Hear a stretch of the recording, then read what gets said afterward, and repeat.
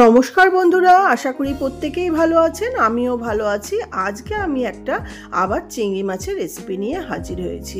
এইটা এমনই একটা রেসিপি যেটা দিয়ে শাক, মাছ, সবজি সমস্ত কিছু খাওয়া যাবে। আর এইটা একদম সিম্পল ওয়েতে হয়, তেমনই কম তেল মশলা তৈরি হয়ে যায় আর ইনস্ট্যান্ট তৈরি হয়। আমার মায়ের কাছে শেখা এই চিংড়ি মাছ কলমি শাক দিয়ে কিভাবে বানালাম চলুন সেটাই আজকে আপনাদের সঙ্গে শেয়ার করি।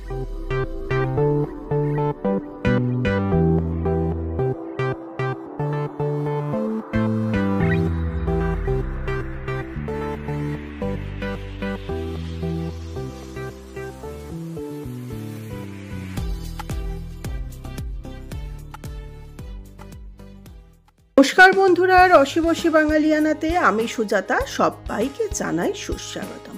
আশা করি প্রত্যেকেই ভালো আছেন, আমিও ভালো আছি। আমার আজকের রেসিপি কলমি শাক দিয়ে চিংড়ি মাছের একদম হালকা ঝোল, সেটাও আবার একদম কম তেল মশলায়। আর এটা এমনই একটা রেসিপি যেটা সঙ্গে মাছ, শাক, সবজি সমস্ত কিন্তু খাওয়া হয়ে যাবে। তো রেসিপিটা ঝটপট করে দেখে নিন। আর যারা আমার ভিডিও দেখছেন অথচ চ্যানেলটা এখনও সাবস্ক্রাইব করেননি তাদেরকে রিকোয়েস্ট করছি চ্যানেলটাকে সাবস্ক্রাইব করে আমার পাশে থেকে আমাকে আশীর্বাদ করুন। আর সম্পূর্ণ ভিডিওটা দেখার অনুরোধ রইল। ভিডিওটা দেখে যদি ভালো লাগে তাহলে একটা লাইক করবেন, বন্ধুদের সঙ্গে শেয়ার করবেন। আর চ্যানেলটা যদি এখনও সাবস্ক্রাইব না করে থাকেন চ্যানেলটা সাবস্ক্রাইব করে পাশে থাকা বেল আইকনটা প্রেস করে দেবেন। তাহলে আমি যখনই কোনো নতুন ভিডিও আপলোড করব সঙ্গে সঙ্গে আপনারা নোটিফিকেশন পেয়ে যাবেন। আর কলমি শাকের গুণাগুণ আমি আগের বার নিরামিষ কলমি শাক রেসিপিতে যখন দেখিয়েছি সম্পূর্ণ বলেছি, তাই আজকে সরাসরি চলে যাচ্ছি কী কী দিয়ে বানাচ্ছি সেটাই। রেসিপিটি বানাতে নিয়েছি এক আটি কলমি শাক, নিয়েছি একটা আলু, সামান্য একটু কুমড়ো, হাফ বেগুন, একটা ঝিঙে, সর্ষের তেল, 12টা মিডিয়াম সাইজের চিংড়ি মাছ। মশলার মধ্যে নিয়েছি স্বাদ অনুযায়ী লবণ, হাফ চামচ হলুদ গুঁড়ো, 1 চামচ জিরের গুঁড়ো, হাফ চামচ চিনি, একটা শুকনো লঙ্কা, 1/4 চামচ রাঁধুনি, 1/4 চামচ কালো জিরে, আর নিয়েছি 4টে কাঁচা লঙ্কা। ভেরি সিম্পল ওয়েতে আর ইনস্ট্যান্ট তৈরি হয়ে যায় এরকম একটা সুস্বাদু কলমি শাকের তো এমনি নিজস্ব একটা গুণ আছে, সঙ্গে এরকম সবজি মাছ সমস্ত কিছু খাওয়া হবে। তো এই রেসিপিটা যদি ইনস্ট্যান্ট বানাতে হয় একদম ঘরোয়া পদ্ধতিতে তাহলে অবশ্যই প্রত্যেককে রিকোয়েস্ট করব এইরকম প্রিপারেশনটা একবার বানাতে। একদম কম তেল মশলায় হয়, এর জন্য কলমি শাকটাকে বেছে নেব, সবজিগুলোকে কেটে নেব। আর চিংড়ি মাছটা তো ধুয়ে নিয়েছি ভালো করে, এবার চিংড়ি মাছটাতে লবণ হলুদ মাখিয়ে নেব। আর কলমি শাক বাছাটা আমি আজকে আর সম্পূর্ণ দেখাবো না, কেন এর নিরামিষ কলমি শাকের রেসিপি দেখাবার সময় আমি কলমি শাক বাছা সম্পূর্ণ দেখিয়েছি। আর যে কোনো শাক খেতে গেলে কিভাবে বেছে ধুয়ে একটু উষ্ণ গরম জলে ভিজিয়ে নিয়ে আমি রান্না করি সেটাও বলা আছে। তো চলুন আগে শাকটা ভালো করে বেছে নিই আর এখানে সবজিগুলো কেটে নিই। আর লবণ হলুদ প্লেটে যা নিয়েছি সেখান থেকে নিয়ে আমি মাছটাতে মাখিয়ে নেব, তারপরে চলে আসছি রান্নাটায়। প্লেট থেকে কিছুটা লবণ এখানে নিয়ে নিলাম আর নিয়ে নেব কিছুটা হলুদ গুঁড়ো। এখানে লবণ আর হলুদ গুঁড়োটা আগে থাকতে মাখিয়ে নিলে তাহলে মাছের মধ্যে লবণ হলুদটা বসে টেস্টটা হবে যতক্ষণে আমি শাকটা ভাজবো। যে কোনো মাছের প্রিপারেশনেই আমি বলি হাতে সময় থাকলে তো ভালো, সময় না থাকলে মিনিমাম 10 মিনিট আগেও অন্তত আপনারা মাছে লবণ হলুদ মাখিয়ে নেওয়ার চেষ্টা করবেন। দেখুন মাছে লবণ হলুদটা মাখানো হয়ে গেল। এইবার আমি এখানে সবজিগুলো কেটে নেব আর শাকটা বেছে নেব। শাকটা কিভাবে বেছে ধুয়ে নিয়ে একবারে কেটে তারপরেই কিন্তু আমি ফেরত আসছি। আর শাক বাছা ধোয়া আমি আগে নিরামিষ শাকের দেখিয়েছি। তো এই শাকের গোড়ার পোর্শনটা মানে যেখানটা বান্ডেল করা থাকে সেই পোর্শনটাকে আগে ধরে কেটে বাদ দিয়ে দিলাম। এইবার শাকের মধ্যে কিছু পাকা পাতা থাকে, পোকা পাতা থাকে, মানে ফুটো যে পাতাগুলো না ওইগুলো পোকা পাতা, এগুলোকে ভালো করে বেছে নেব। আর তারপরে ভালো করে ধুয়ে 2-3 বার তারপরে একটু উষ্ণ গরম জল নুন জল দিয়ে ভিজিয়ে রেখে দেখুন শাকগুলোকে আমি আবার ভালো করে ধুয়ে রাফলি চপ করে নিয়েছি, একদম বড় বড় করে। যেহেতু এটা চিংড়ি মাছ দিয়ে সবজি দিয়ে ঝোল হবে আমি এরকম ঝুড়ো শাকের মতন ঝিরিঝিরি করে কাটিনি বা ফাইনলি চপ করে নিই, একদম রাফলি চপ করেছি। ঝিঙে, বেগুন, কুমড়ো, আলু সমস্ত কেটে নেওয়া হয়ে গেছে। আর চিংড়ি মাছ তো 10 মিনিট লবণ হলুদ মাখানো হয়েই গেছে, মশলা তো রেডি আছে, কোনো বাটা মশলার ঝামেলা নেই। তো এবার রান্নাটা করে নিই। গ্যাসটা অন করে একটা কড়াই বসিয়ে দিলাম। কড়াইটা গরম হয়ে গেলে আমি কড়াইয়ের মধ্যে প্রথমেই দিয়ে দিচ্ছি আন্দাজ মতন সর্ষের তেল। তেলটা দেওয়ার সময় সবসময় বলি অপশনাল, আপনারা আপনাদের পছন্দ অনুযায়ী কম বেশি দেবেন। এবার তেলটা একটু গরম হলে মিডিয়াম হিটে আমি প্রথমেই তেলের মধ্যে কেটে রাখা আলুগুলোকে দিয়ে দেবো। আলুগুলোকে মিডিয়াম হিটে ভাজলে না আলুগুলো বেশ ভাজতে ভাজতে নরমও হয়ে যাবে। আর এখানে কিন্তু আমি লবণ হলুদ কিচ্ছু ইউজ করছি না। তবে এই প্রিপারেশনটাই না প্রত্যেকটা সবজি একটু আলাদা আলাদা করে ভেজে তুলে নিয়ে রান্নাটা করলে না দারুণ একটা স্মেল আসে সম্পূর্ণ রান্নাটায়। তো একটু ঢাকা চাপা দিয়ে আলুগুলোকে আমি মোটামুটি 5-6 মিনিট সময় ধরে লাল লাল করে ভেজে নিলাম। তো আলুগুলো দেখুন খুব সুন্দর করে এপিট ওপিট করে হালকা হালকা রং ধরছে। তো আলুগুলো দেখুন নাড়াচাড়া করতে করতে একদম লাল লাল করে ভাজা হয়ে গেছে। এইবার আলুগুলোকে আমি একটা প্লেটের মধ্যে তুলে নিচ্ছি। সম্পূর্ণ আলুগুলো প্লেটের মধ্যে তুলে নিয়ে ওই সেম তেলে আমি এইবার দিয়ে দেব কেটে রাখা বেগুনগুলোকে কিন্তু একদম হাই ফ্লেমে ভাজবো। আলুগুলো মিডিয়াম হিটে ভাজলেও বেগুনগুলোকে মিডিয়াম হিটে ভাজলে বেগুনগুলো নরম হয়ে যাবে আর তেলও টানবে। হাই হিটে ভাজলে বেগুনগুলো কিন্তু কালারও আসবে আর শক্তও থাকবে, কেন এটা ঝোলে দেবো তো, না হলে ঝোলে দিলে না মিডিয়াম হিটে নরম করে তাহলে গলে যাবে। তো দেখুন বেগুনগুলো একদম লাল লাল কড়া করে বেশ ভেজে নেওয়া হয়ে গেল। এবার বেগুনগুলোকেও ওই আলুর প্লেটের পাশেই তুলে নিচ্ছি। এবার এই তেলের মধ্যে আমি আবার একটু সামান্য তেল অ্যাড করে দিলাম। সামান্য একটু তেল অ্যাড করে আমি এইবার এর মধ্যে দিয়ে দেব আগে থেকে লবণ হলুদ মাখানো চিংড়ি মাছগুলোকেও লো হিটে আমি ভেজে নেব। আর এই চিংড়ি মাছ তো তেলে দিলে সঙ্গে সঙ্গে কালার এসে যায়, কিন্তু এটাকে একটু ঢাকা দিয়ে করলে এটা নরমও থাকবে কালারও আসবে। জাস্ট সতে মতন করে নেওয়া। আপনারা জানেন আমি যে কোনো মাছই খুব একটা বেশি ভাজি না। চিংড়ি মাছ তো অতিরিক্ত ভাজার প্রশ্নই নেই, কেন কি চিংড়ি মাছ অতিরিক্ত ভাজলে চিংড়ি মাছ শক্ত হয়ে যায়, তখন খেতে কিন্তু ভালো লাগে না। মোটামুটি 2-3 মিনিট একটু নাড়াচাড়া করে তুলে নিলেই হয়ে যাবে।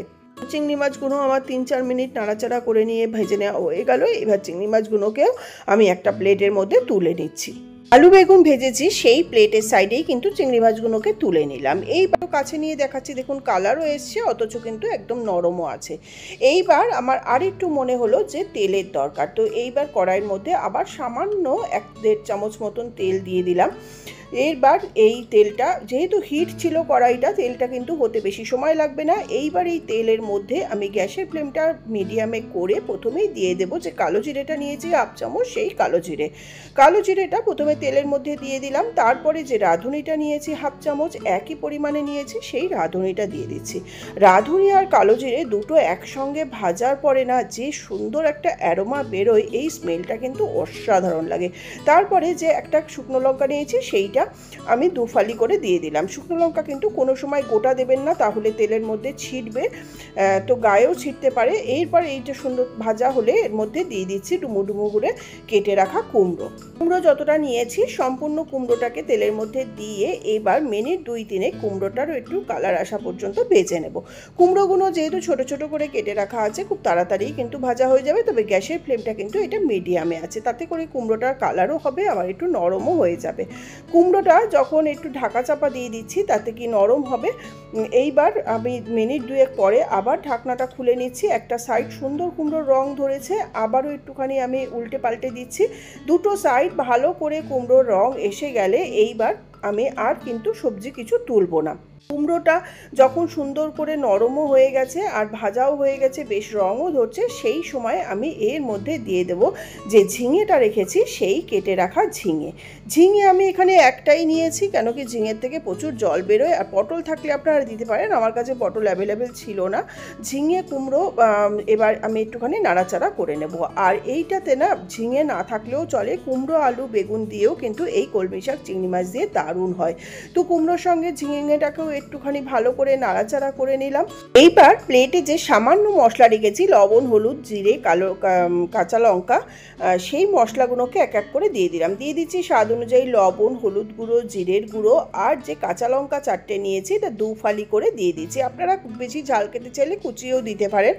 তো এবার মশলাটা যাতে না জ্বলে যায় সেই জন্য মশলাটার মধ্যে সামান্য একটুখানি জল দিয়ে নেব।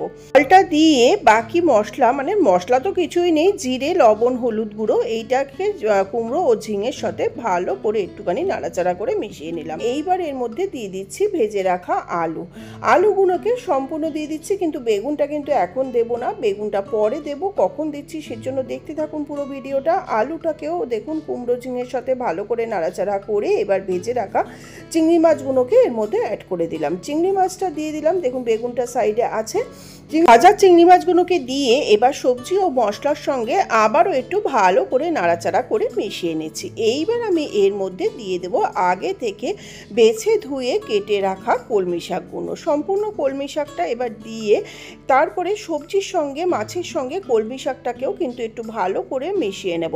আর যেহেতু লবণ দেওয়া আছে, কলমি শাকটা নিজস্ব জল আছে, সেইটাতে লবণ দেওয়া থাকাতে কিন্তু কলমি শাকের জলটাও বেরোতে থাকবে। প্রথমেই কিন্তু আমি জল অ্যাড করব না, ভালো করে শাকটা সবজি ও মাছের সঙ্গে মিশিয়ে আমি মিনিট 5 জন্য ঢাকা দিয়ে দেবো। তাহলে কলমি শাকের থেকে যে নিজস্ব জলটা বেরোবে তাতে যতটা রান্না হবে, তারপরে যদি আমার ঝোলের জন্য জলের প্রয়োজন হয় তখন দেব। আগে থাকতে অতিরিক্ত জল দিলে কিন্তু ভালো হবে না। তো ঢাকা দিয়ে দিলাম। এবার কলমি শাকের নিজস্ব জলে সবজি ও মাছ কিছুটা সিদ্ধ হোক, আর সবজিটা কলমি শাকটাও অনেকটা মজে নরম হয়ে যাবে। দেখুন 5 মিনিট পরে আবার ঢাকাটা খুলছি, দেখুন কলমি শাকটা কতটা মজে নরম হয়ে গেছে। আর সবজিগুলো তো ভাজা হতে হতেই 50% মতন নরম হয়ে গেছিলো। আর এইবার একদম এটা শুকনো শুকনো হয়ে গেছে। আর যেহেতু আমি এটা কলমি শাকের ঝোল বানাবো, তো এইবার এখানে পরিমাণ মতন আমি জল দিয়ে দেবো। এই জলটা কিন্তু আপনারা আপনাদের প্রয়োজন অনুযায়ী কম বেশি দেবেন, যাতে সবজি মাছটা সিদ্ধও হবে আবার ঝোলও থাকবে, সেরকম বুঝেই জল দেবেন। অতিরিক্ত কিন্তু জল দিলে হবে না। আমি মোটামুটি আন্দাজ মতন একটা বাটির 2 বাটি মতন জল দিয়ে দিলাম। তো জলটা দিয়ে এইবার আমি মোটামুটি আবার একটু ভালো করে নাড়াচাড়া করে মিশিয়ে নেব। একদমই তো মশলাপাতি কিছু নেই, সমস্ত কিছু মিশিয়ে এবার ওপর থেকে দিয়ে দিচ্ছি ভেজে রাখা বেগুনটা দিয়ে বেশি নাড়াচাড়া করার দরকার নেই, ওপরেই থাক, হিটেই কিন্তু নরম হয়ে যাবে। তো একটু মোটামুটি আমি ঝোলের মধ্যে বেগুনগুলোকে চুবিয়ে দিয়ে এবার সমান করে দিয়ে ঢাকা বন্ধ করে মিনিট 15 রান্না করে নিচ্ছি লো টু মিডিয়াম হিটে। মিনিট 15 বাদে এসে দেখাচ্ছি কেমন হলো সমস্ত সবজি দিয়ে কলমি শাক দিয়ে চিংড়ি মাছের ঝোল। এটা অসাধারণ হয়, এটা ভাত দিয়ে কিন্তু দুর্দান্ত লাগে। তবে নামিয়ে নর্মাল টেম্পারেচারে এনে তবেই কিন্তু পরিবেশন করবেন। দেখুন কথা বলতে বলতে 15 মিনিট হয়ে গেল। এইবার আমি ঢাকাটা খুলে দেখছি যে সবজি মাছ সিদ্ধ হয়ে কেমন হলো কলমি শাকের ঝোল। যতটা জল দিয়েছিলাম অনেকটা জল কিন্তু টেনে গেছে।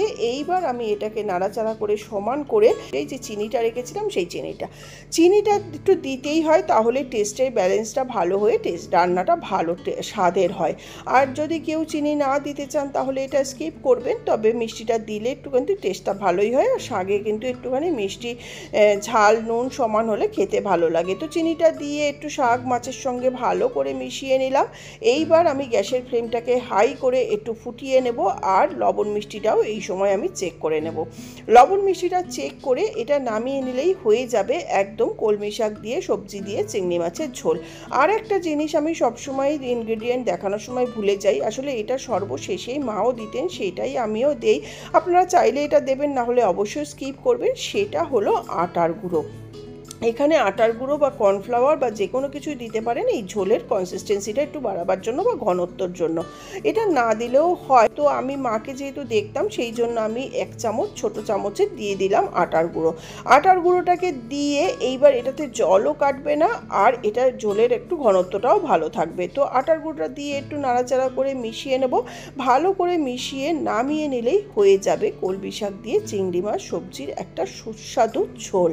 তো দেখলেন তো বন্ধুরা, কত সহজেই ইনস্ট্যান্ট তৈরি হয়ে গেল, ঘরোয়া উপায়, একদম কম তেল মশলায় এরকম সুন্দর একটা রেসিপি। তো আশা করি রেসিপিটা ভালো লাগলো। রেসিপিটা যদি ভালো লাগে একটা ভিডিওটাতে লাইক করবেন, বন্ধুদের সঙ্গে শেয়ার করবেন ও চ্যানেলটাকে সাবস্ক্রাইব করে পাশে থাকা বেল আইকনটা প্রেস করে দেবেন। তাহলে আমি যখনই কোনো নতুন ভিডিও আপলোড করব সঙ্গে সঙ্গে আপনারা কিন্তু নোটিফিকেশান পেয়ে যাবেন। আর যারা আমার ভিডিও দেখছেন অথচ চ্যানেলটা এখনও সাবস্ক্রাইব করেননি, তাদেরকে অবশ্যই অনুরোধ করছি যে আমার চ্যানেলটা সাবস্ক্রাইব করে আশীর্বাদ করে আমার পাশে থাকুন।